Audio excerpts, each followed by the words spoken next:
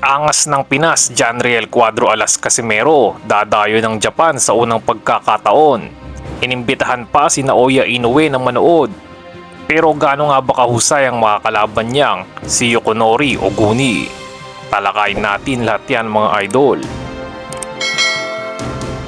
Mapapasabak sa kanyang unang laban sa bansang Japan ng reigning WBO Global Super Bantamweight Champion Janriel Cuadro Alas Casimero kontra sa dating IBF Super Bantamweight Champion na si Yukinori Oguni ng Japan.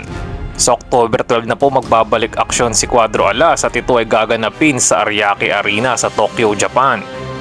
Lalaban din sa undercard ang mga Pinoy na si Gio Santissima at si Vince Paras. Opisyal na nga itong inanunsyo ng Treasure Boxing Promotions head na si Masayuki Ito.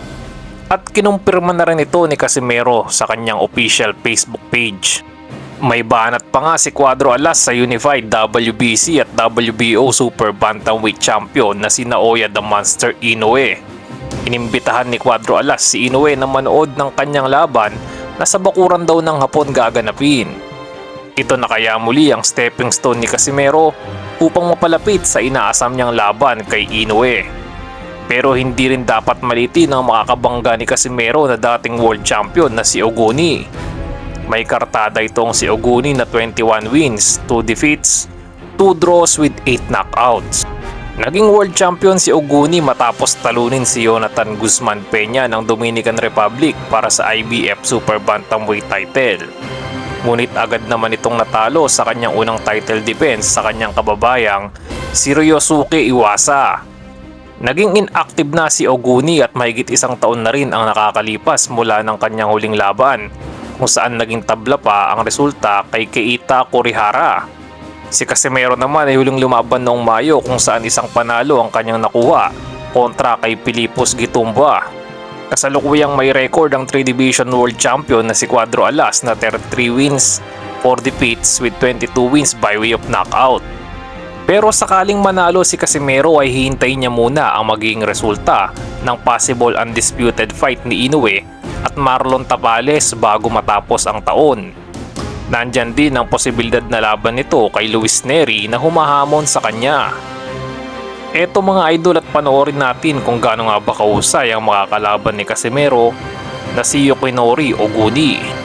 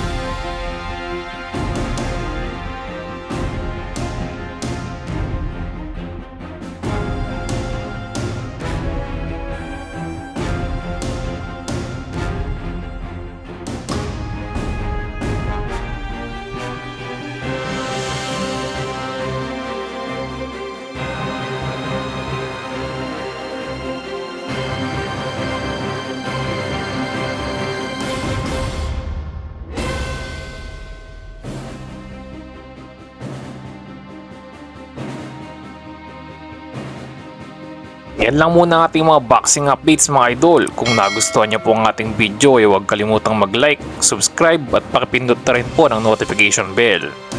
Maraming salamat po.